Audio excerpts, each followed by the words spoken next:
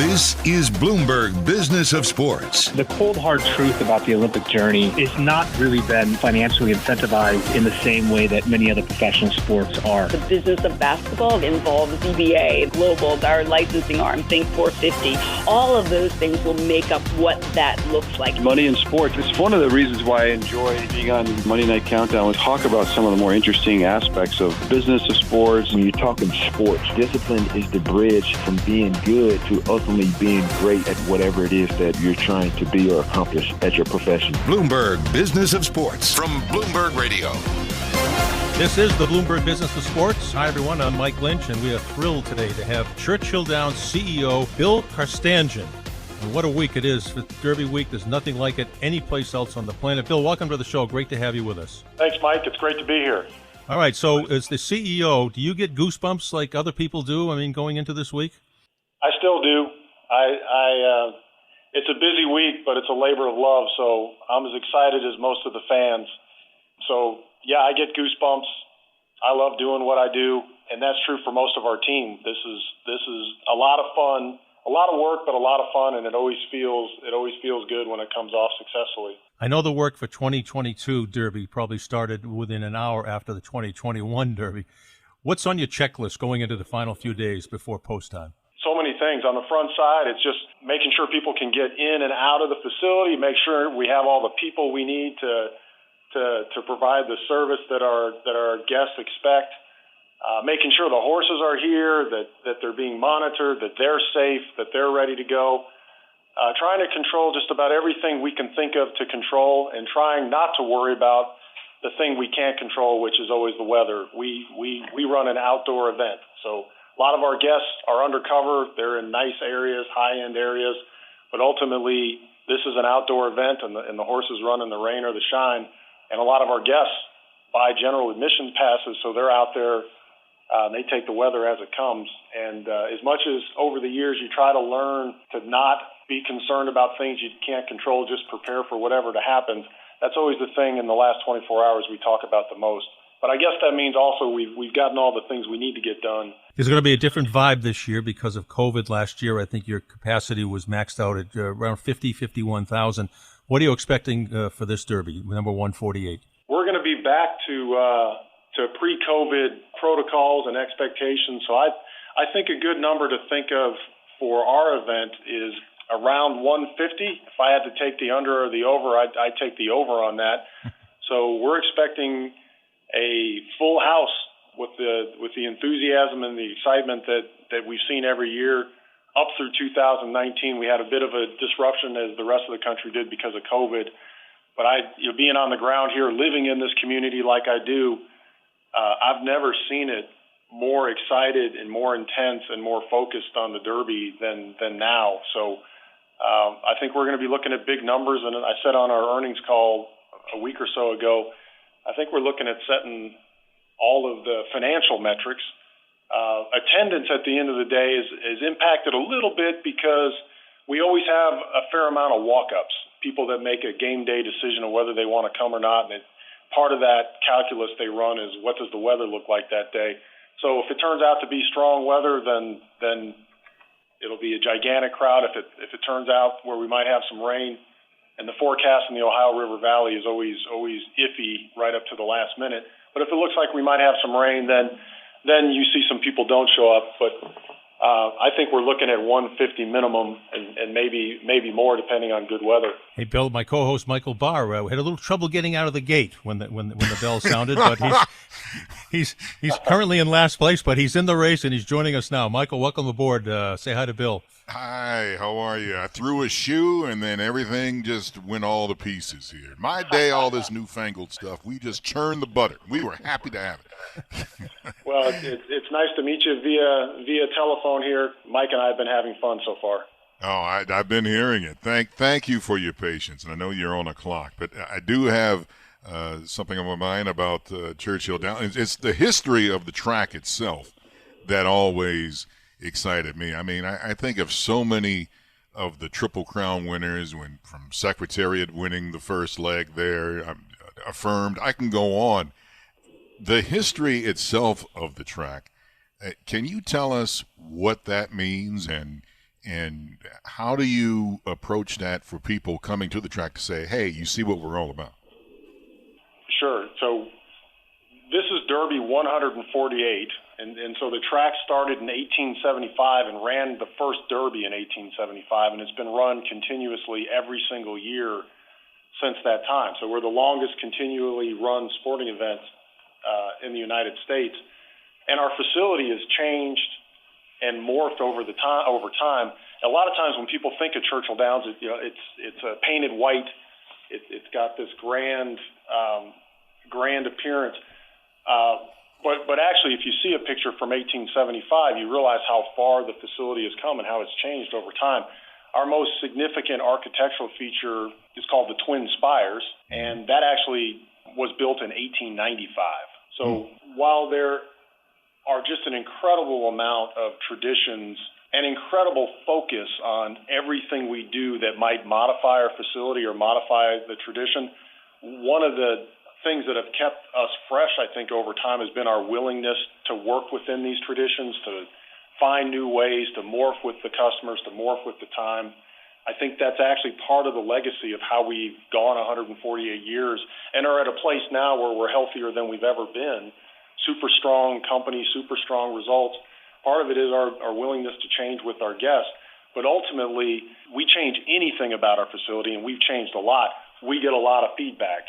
For example, one time in the last 10 years or so, we were repainting the track, and the version of white paint that we've historically used was no longer available. The manufacturer was no longer making it.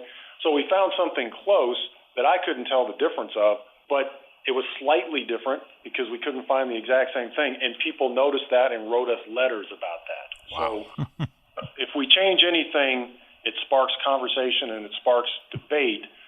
But being willing to change, being willing to modify traditions and make new traditions, change old traditions, that's something we have to think about because obviously we can't run the business the way we do now like we did in 1875. It's got to change with our guests. But we take that very, very seriously. And when you work at Churchill Downs, sometimes you feel like you work for a public institution. You feel like you work for something that's owned by the citizens and is not a private company. In our case, we're a publicly traded company. But you feel like it's a national treasure, and you have this higher obligation to make sure you listen and reflect the views of the community. And at first, that sometimes can be a bit it can be a bit overwhelming because you hear so many voices, but learning to listen to those voices and categorize the different views are part of what ultimately, one of the reasons the job is so much fun. Working here for everybody is so much fun. Bill, record first quarter for the company, up $364 million, up about $20 million. Coming out of COVID, how were you able to rack up numbers like that? Well, we, like everybody, COVID, we're a customer-facing business. So like most customer-facing businesses, we were really impacted by COVID. For example, the 2020 Derby we ran without fans. 2021 we ran at 50,000 when this year we expect 150,000. The Kentucky Derby and Churchill Downs Racetrack is just one leg of a three-legged stool that represents the foundation of our company. We're also one of the largest and most successful regional casino companies in the United States, and we also have a very large online gaming business. So coming out of COVID, we tried to make sure, we believed COVID would subside. We tried to make sure we invested through COVID. We have a very, very good balance sheet, so we kept our projects rolling. And then as the restrictions started to fade, we just went right back at it. And some of the growth that was in the pipeline that was being developed when COVID happened, we kept working on it, and it started to deliver as we came out of COVID. But ultimately, our relationship with our guests and our brand with our guests is a powerful one that's been around for a long time. Bill, tell us about this Peninsula Pacific Entertainment and what it's meant to the company. Yeah, so Peninsula Pacific, a really impressive regional gaming company, a tremendous asset in New York called Del Lago, a Hard Rock casino in Iowa, and then a great footprint in the state of Virginia. It's a $2.5 billion transaction. We're acquiring 100% of it. That's a big deal in these times, and that's a big deal in the casino space. So our deal is signed. We're now in the process of getting the gaming approvals in those 3 jurisdictions. We expect to close it by the end of the year. We may be able to close it earlier than that, but it's really in the hands of the state gaming authorities in each of those jurisdictions. And for us, it gives us 3 great new states, but also our MO, what we've been very, very good at is not just acquisitions, but greenfields. And the opportunity in Virginia to build out the Dumfries facility, which is about an hour south of D.C., and some of the regional smaller facilities they're allowed to build within the state, up to 10. That's our bread and butter, and we think it'll add to our growth trajectory over the next 3 to 5 years at a pretty impressive pace. So that's a business we were watching develop, long-standing relationship with their CEO and senior management, and we just got a great opportunity. They're always out there, and regional gaming in particular. They're always great projects that would fit with our company. And while a lot of people think Churchill Downs, they think of horse racing, they think of the Kentucky Derby, and that is our crown jewel. That is the thing that makes us most special. We also are a leading gaming company, a leading casino company, and we've just found a lot of growth over the last decade in that segment of our business lines. I, as a guy who has been known to put a penny or two in some gambling joints, how would this work in terms of the online setup for betting on the Kentucky Derby? Because ordinarily the online betting houses would set the odds, but you are the guy setting the odds for the horses as the betting comes in and it evolves. How does all of that work? That's a really great question. Horse racing is completely different as a gambling game than all of the other sports wagering activity in the United States, and it's different in a couple of respects. To start with, from a legal perspective, Congress passed a bill in 1978, which they updated in 2001, that allowed cross-state line gambling on horse racing. So then that's just a historical thing. Horse racing's been around forever, and betting has always been a part of it. So we've actually been on the internet taking wagers on horse racing for a long time, and it's a important part of our business lines. It's something we've had a lot of success doing. So that's one way that horse racing as a gambling game has been different than other sports. The other way that it's been different, and again, this goes back to history. We are a form of wagering called parimutuel, which means that's a French concept that means you bet amongst yourself. So when you're betting on a horse race, you're betting into a worldwide, global virtual pool against all the other players who are also betting that race. So ultimately, the odds are actually set by you all, the players. We are the house, and we take a rake. We take a cut. So people say to me all the time, well, you really took my money, or I really took your money yesterday at the track. Well, actually, we're completely indifferent to who wins.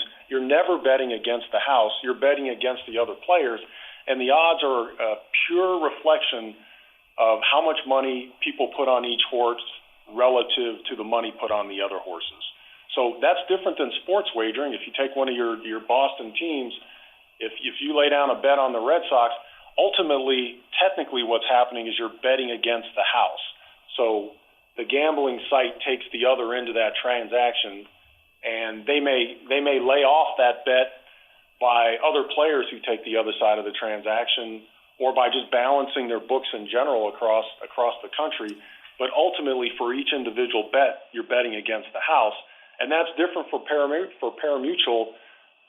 You tell me the amount that's going to be wagered on Derby Day, and I can tell you exactly how much money we're going to make, because our margins on that transaction are the same no matter who wins the bet. Whether the long shot, the 50-1 wins, or whether the prohibitive favorite wins, I can tell you exactly how much money we're going to make on that, because we're just taking a piece off the top. The players are betting against each other. Hey, Bill, I know we got about 30 seconds left here, and you have to be excited about your final capital improvement project, which involves the paddock. You want to quickly tell us about that? Yeah, back to the idea of hey, we're going to be 150 years old this time in 2 years, and there's a lot that goes into maintaining those traditions. But we also have to continuously reinvent ourselves to be relevant for our guests. So the paddock of Churchill Downs really has a footprint that was designed in 1895 and not redesigned since. It may have been added to and subtracted to, but we're going to completely redo it. We want people to walk into our facility, see the paddock, see the horses, see the twin spires, and we're really going to build a series of terraces and seating options and cool things you won't find anywhere else in the United States to enhance our customers' experience, all centered around the most important part of Churchill Downs, which is the paddock, other than the racetrack, which is the paddock where you watch the horses saddle up, you watch the horses parade, and where you get to pick, who you think's going to win the race. So that's the heartbeat of Churchill Downs Racetrack, and it hasn't been reinvented in well over 100 years. And so we have a $200 million project that will be ready just in time for Kentucky Derby 150, which is the first Saturday in May in 2024. And it'll reinvent our facility for, we hope, the next 100-plus years. So we need to do something big and bold for Derby 150, and I'm pretty satisfied and convinced that we're gonna meet that very high standard.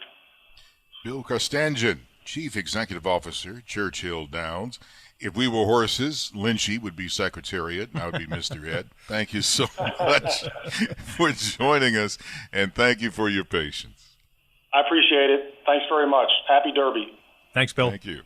This has been the Bloomberg Business of Sports podcast, and we're here every Monday, Wednesday, and Thursday talking to some of the biggest players in the world of sports and some of the biggest issues. I'm Michael Barr.